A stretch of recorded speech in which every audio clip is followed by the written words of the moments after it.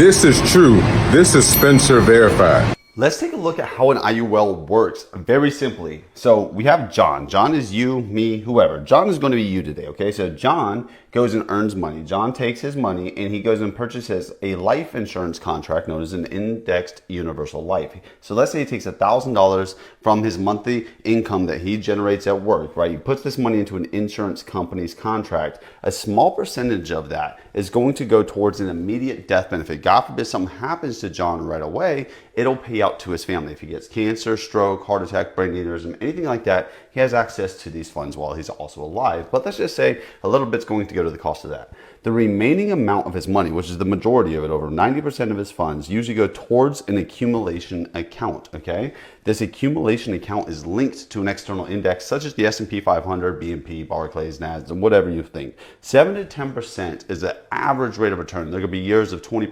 30%, depending if it's uncapped or not. But let's say an average rate of return of 7 to 10%. This account is linked to an index. It's not invested in the index, so therefore it's not subject to market volatility. John can never lose money. It's essentially a savings account on steroids, right? So he only participates in market gains, never loses any money. He's protected for his family with a little portion of his contributions, but this account is going to keep compounding and growing over time.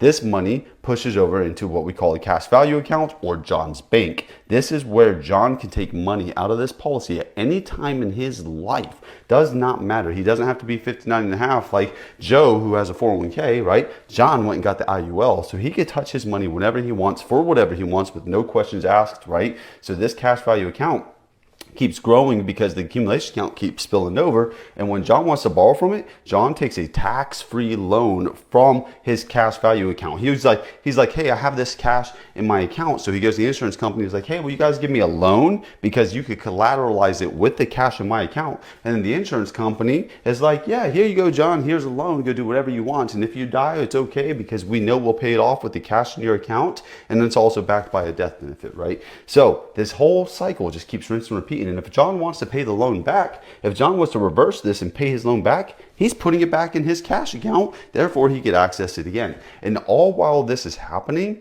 it's never touching the accumulation account. So therefore, this account that has like $1 million in it and $100,000, whatever the amount is, that is still fully indexed, still getting the rate of return because he didn't borrow from that. He borrowed from the insurance company who collateralized it with the cash value in his account. Therefore, he's get uninterrupted compounding growth, one of the only vehicles in the world that allows him to do this, right? And he gets to do it tax-free. He gets to bypass taxes this way. If you want help setting one up, just reach out. We'd be more than happy to see how this could work for you.